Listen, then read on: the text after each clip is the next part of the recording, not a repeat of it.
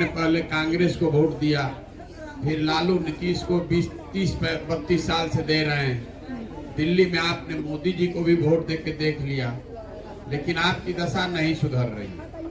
तो अगर आप अभी हमको वोट दीजिएगा तो उससे भी आपका कुछ सुधरने वाला नहीं। हमको वोट देने से नहीं सुधरेगा, हमको नेता बनाने से नहीं सुधरेगा। जब तक आप इस रोग के पीछे इसका कारण नहीं समझिएगा कि आप इतने गरीब क्यों हैं, गरीबी से आप बाहर क्यों नहीं निकल पा रहे।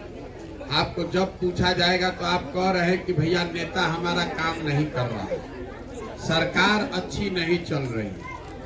आप घर में बैठ के रोज ये बात करते हैं, चौक चौराहे पर बात कर रहे हैं कि नेता और सरकार काम नहीं कर रहा है, लेकिन ऐसी बात नहीं है।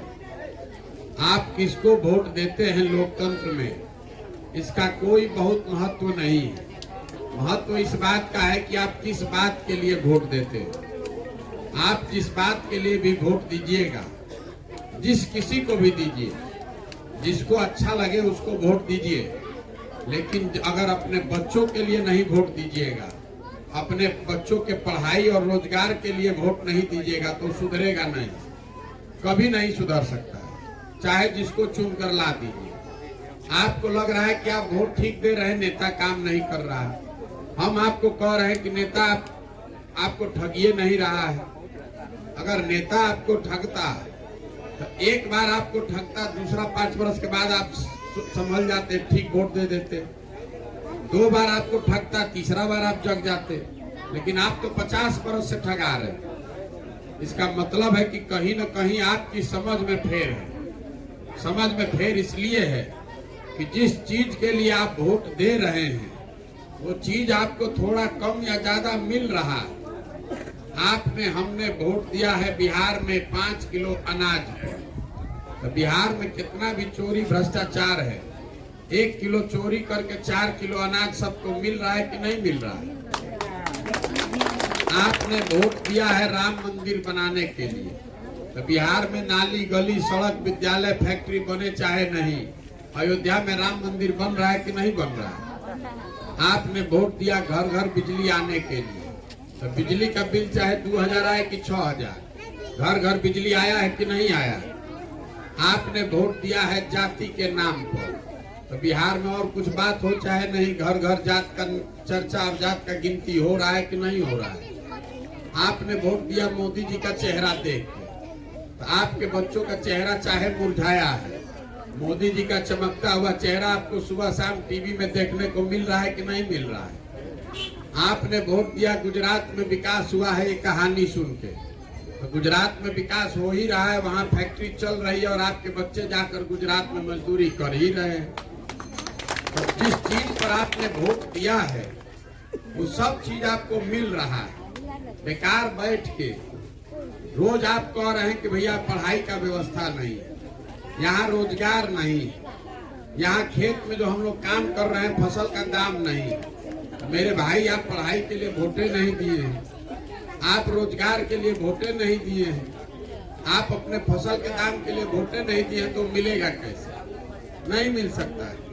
आप जितना हाथ पांव मारना है मार लीजिए, जितना मेहनत करना है कर लीजिए, ये स्थिति सुधरने वाली नहीं है। आपको अपने बच्चों की जब चिंता ही नहीं है, आपको अपने बच्चों की जब चिंता नहीं है तो कोई नेता और कोई दल आपके बच्चों की चिंता क्यों करेगा? आपका बच्चा यहाँ पढ़ता है, स्कूल में जा रहा है, सरकारी स्कूल में, तो पढ़ाई नहीं कर रहा है, पिलुआ वाला खिचड़ी खा के घरे आ रहा है, लेकिन आपको उसका चिंता नहीं है। आपके जवान बच्चे घर के 10,000-15,000 रुपया के लिए जाकर मजदूरी कर रहा है।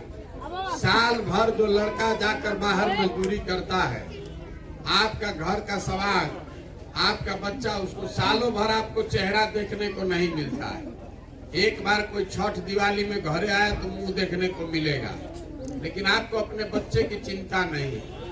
आप तो धर्म के में अधुराए हैं, आप जात में अधुराए हैं।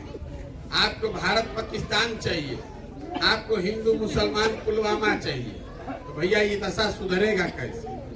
हम वोट नहीं मांग रहे, अपना घर द्वार छोड़कर पैदल इसलिए चल रहे हैं कि गांव-गांव जाकर आपको समझाएं, आपको हाथ जोड़ रहे हैं। मेरे भाई, जिसको वोट देना है दीजिए, लेकिन वोट किसी दल और नेता को नहीं, अपने बच्चों के लिए दीजिए।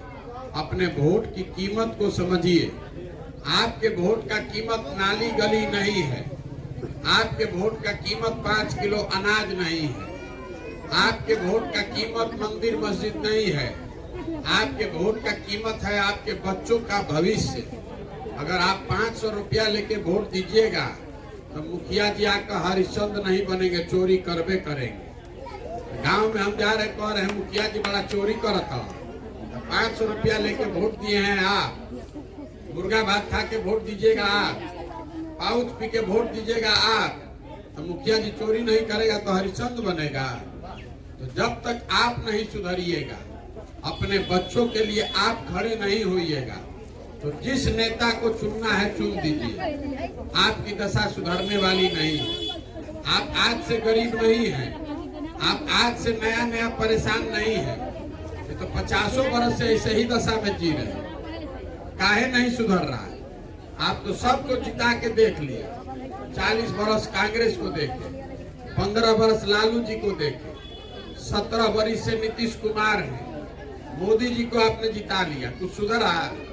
कुछ नहीं सुधरा। अगर अब आप प्रशांत किशोर को जिताइएगा, अगर आप हमको जिताइएगा, तो हम भी आपका कोई काम नहीं करेंगे, हम भी आपको ठगेंगे।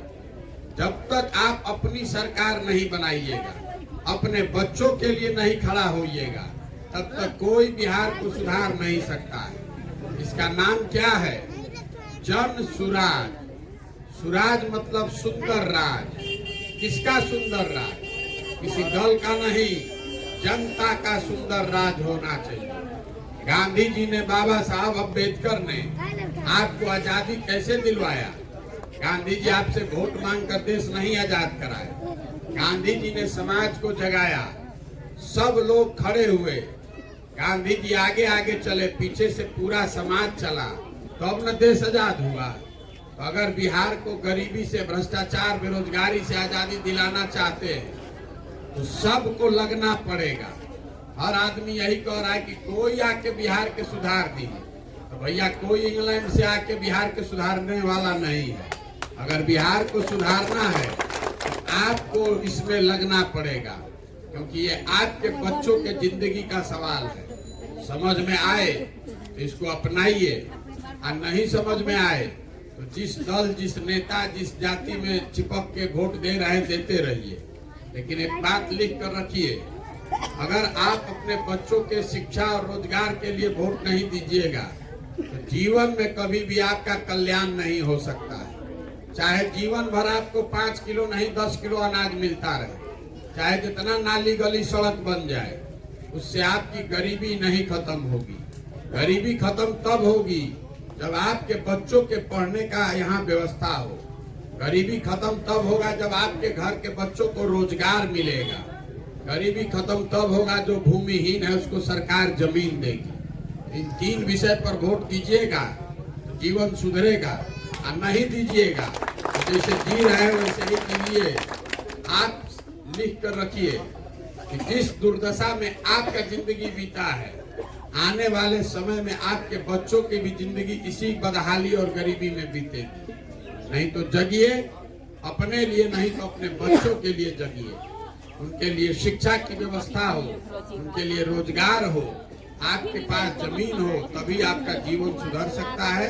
यही बताने के लिए हम पैदल चल रहे हैं। अपना घर परिवार छोड़ के 7 महीना से हम पैदल चल रहे हैं। अभी 1-1.5 वर्ष चलेंगे।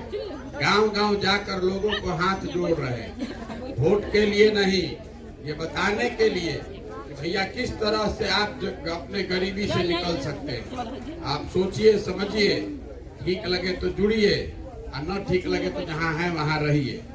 यही बात कह के मैं अपनी बात खत्म करूंगा।